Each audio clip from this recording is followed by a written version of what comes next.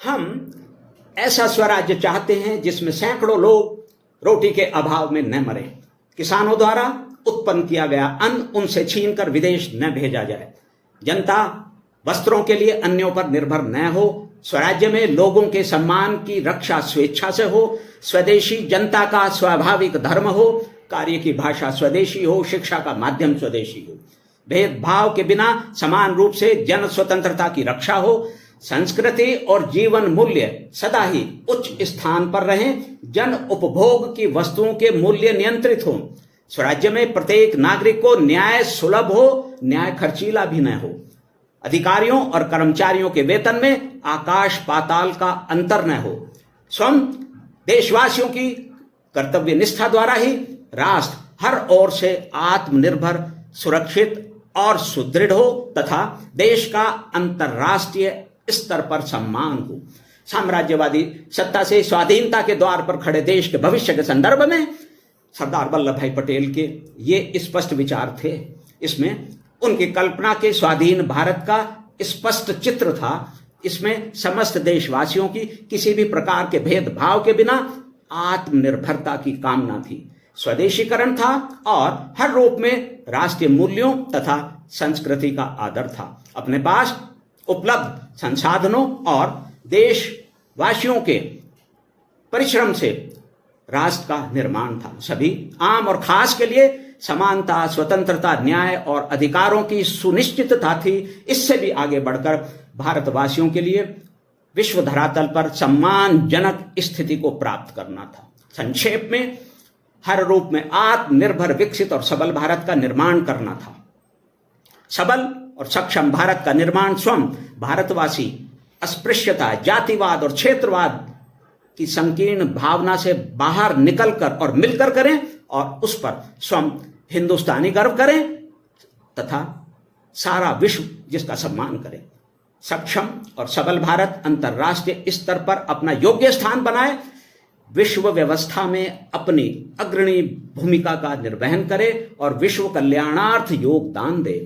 सरदार वल्लभ भाई पटेल की कल्पना का भारत ऐसा था। ऐसे भारत के निर्माण के लिए निस्संदेह प्रत्येक देशवासी की मूल आवश्यकताओं की पूर्ति आवश्यक थी और आज भी है। प्रत्येक हिंदुस्तानी को स्वयं की उन्नति के लिए समान अवसरों की प्राप्ति होना आवश्यक थी और आज भी है।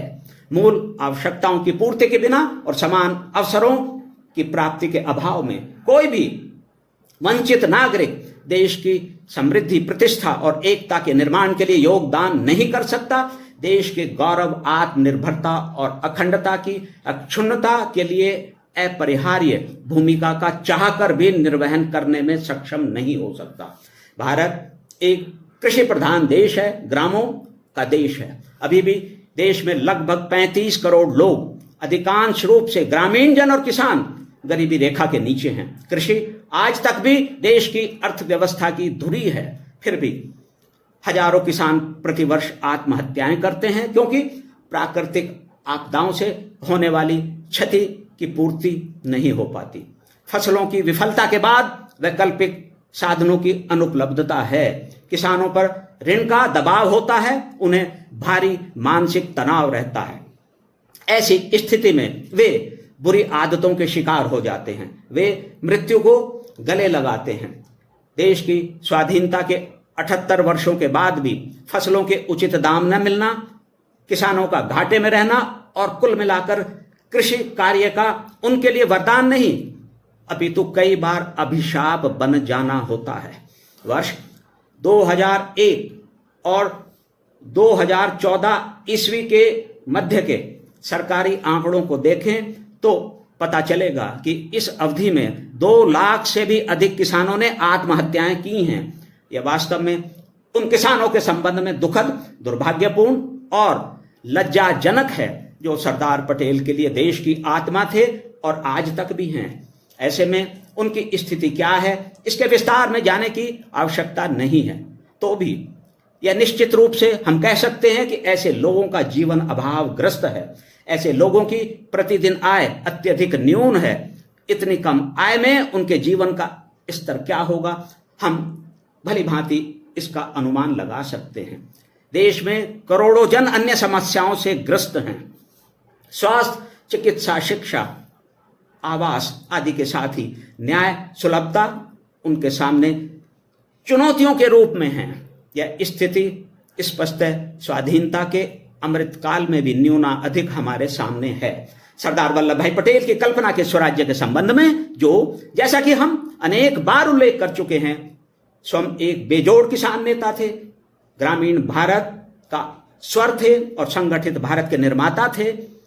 हम सभी से आत्मचिंतन की अपेक्षा रखती है। परिपक्व राष्ट्रीय राजनीतिक सोच के धनी, राष्ट्र निर्माता और विशिष्ट भारतीय राष्ट्रवाद के अपने समय के श्रेष्ठतम प्रतिनिधि सरदार पटेल के आह्वान के अनुसार उनकी 150वीं जन्म जयंती के अवसर पर विशेष रूप से कार्य की हमसे अपेक्षा करती है।